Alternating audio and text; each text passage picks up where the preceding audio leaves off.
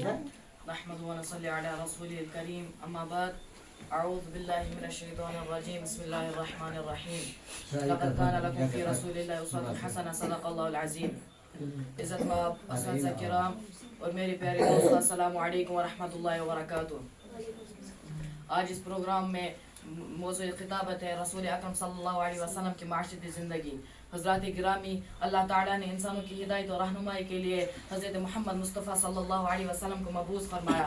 آپ کی ذات گرامی تمام نبی اور رسول میں افضل الاعلیٰ ہے. آپ کا مقام سب سے بلند و بالا ہے. آپ خیر البشر ہے. آپ سید الانبیاء اور سید المرسلین ہیں. آپ تمام نبی اور رسولوں کے سردار ہیں. آپ جس شہر میں تشریف لائے وہ شہر تمام شہروں میں افضل. آپ جو کتاب لے کر آئے وہ کتاب تمام کتابوں میں افضل. اور جس خاندان میں آپ پیدا ہوئے وہ خاندان تمام خاندانوں میں افضل. اور آپ نے جو اخلاقی اور معاشرتی نظام بنایا وہ تمام نظاموں میں افضل ہے. آپ کی ذاتی زندگی ہو یا خاندانی زندگی، انفرادی زندگی ہو یا اجتماعی زندگی، اخلاقی زندگی ہو یا معاشرتی زندگی، حسن جمال اور اخلاقی غریمانہ سے مزین ہے.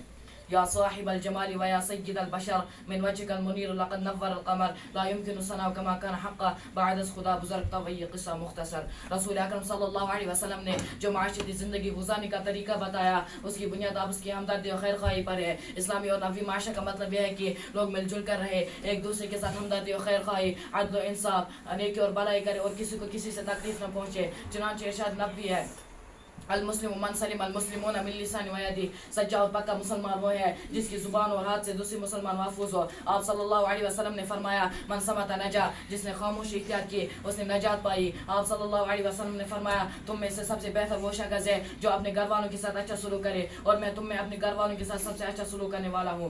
حضرت عائشہ رضی اللہ تعالیٰ عنہ سے روایت ہے مجھ سے رسول اکرم صلی اللہ علیہ وسلم نے دوڑ میں مقابلہ کیا تو میں آپ صلی اللہ علیہ وسلم سے مقابلہ میں بڑھ گئی. حضرت انس رضی اللہ تعالیٰ عنہ کہتے ہیں کہ میں 10 سال تک حضور صلی اللہ علیہ وسلم کی خدمت میں رہا، لیکن آپ صلی اللہ علیہ وسلم نے کبھی بھی کسی کام کے بننے یا بگڑنے پر ڈانٹا تک نہیں. آپ صلی اللہ علیہ وسلم نے فرمایا قرۃ عینی فی الصلاۃ، میری آنکھوں کی ٹھنڈک نماز میں ہے. آپ صلی اللہ علیہ وسلم نے فرمایا افشوا السلام واتموا الطعام، سلام کو پھیلاؤ اور کھانا کھلاؤ. آپ صلی اللہ علیہ وسلم نے فرمایا ارحموا من فی الارض یرحمکم من فی السماء، تم زمین والوں پر رحم کرو آسمان والا تم پر رحم کرے گا. آپ صلی اللہ علیہ وسلم نے فرمایا جب کھانا کھاؤ تو بسم اللہ وعلی برکت اللہ پڑھا کرو، اور جب کھانا کھا چکو تو الحمدللہ الذی احیانا بعد ما اماتنا والیہ النشور پڑھو. آپ صلی اللہ علیہ وسلم نے فرمایا جب سونے لگو تو اللہم باسمک اموت واحیا پڑھو، اور جب سونے سے بیدار ہو تو الحمدللہ الذی احیانا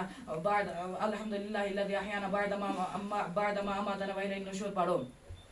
آپ خلاصہ کلام یہ ہے کہ آپ صلی اللہ علیہ وسلم کی معاشرتی زندگی محبت الہی، توکل و انابت، عفو و درگزر، عدل و انصاف، صدق و وفا، عفت و پاک بازی، امانت و دیانت داری، شرم و حیا اور احسان و کرم سے مزین تھی.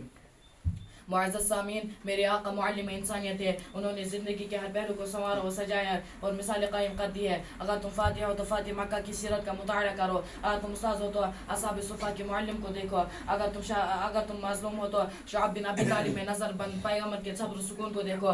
اگر تم تاجر ہو تو تاج مکہ کو دیکھو. اگر تم شاگرد ہو تو حرا کے خلود نشین کو دیکھو. اگر تم باپ ہو تو حضرت فاطمہ رضی اللہ تعالیٰ عنہ کے والد ماجد پر نظر ڈالو، جن کی سیرت و کردار کا ہر پہلو تا حیات نسل انسانی کے لیے نقش حیات ہے. سچ ہے محمد کے طریقے سے قدم جو بھی ہٹائے گا، محمد کے طریقے سے قدم جو بھی ہٹائے گا کبھی راستہ نہ پائے گا، کبھی منزل نہ پائے گا. اور بالفاظ دیگر وہ دانائے سبل ختم الرسل مولائے کل جس نے، وہ دانائے سبل ختم الرسل مولائے کل جس نے غبار راہ کو بخشا فروغ وادی سینہ. نگاہ عشق مستی میں وہی اول وہی آخر، نگاہ عشق مستی میں وہی اول وہی آخر، وہی قرآن وہی فرقہ وہی یاسین وہی طہ. واخر دعوانا الحمدللہ رب العالمین.